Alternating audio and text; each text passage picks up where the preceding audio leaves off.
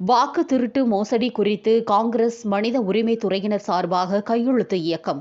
வாக்கு திருட்டு மோசடி குறித்து பொதுமக்களிடையே விழிப்புணர்வை ஏற்படுத்தும் வகையில் கோவையில் காங்கிரஸ் கட்சி மனித உரிமை துறையினர் சார்பாக கையெழுத்து இயக்கம் நடைபெற்றது. எதிர்க்கட்சித் தலைவர் ராகுல் காந்தி நாடு முழுவதும் வாக்கு மோசடி குறித்தும், பாரதிய ஜனதா மோடி ஆட்சியை தூக்கி எறிய வாக்கு மோசடியின் ஆதாரங்களுடன் மக்களிடம் சென்று ஆதரவு திரட்டி வருகிறார். இதன் தொடர்ச்சியாக வாக்கு மோசடி பற்றி மக்கள் தெரிந்து கொள்ளவும், இந்திய தேர்தல் ஆணையம் 5 கோரிக்கைகளை நிறைவேற்றவும், தமிழகத்தில் 2 கோடி கையெழுத்துக்கள் பெற லட்சியம் வைத்து அனைத்து மாவட்டங்களிலும் வாக்கு திருட்டு விழிப்புணர்வு பிரச்சார கையெழுத்து பெறும் பணியை காங்கிரஸ் கட்சியினர் துவக்கியுள்ளனர். இந்நிலையில் கோவையில் காங்கிரஸ் கட்சி மனித உரிமை துறையினர் சார்பாக புல்லுக்காடு பகுதியில் நடைபெற்ற கையெழுத்து இயக்கத்தை கோவை மாநகர காங்கிரஸ் கட்சி தலைவர் விஜயகுமார் துவக்கி வைத்தார்.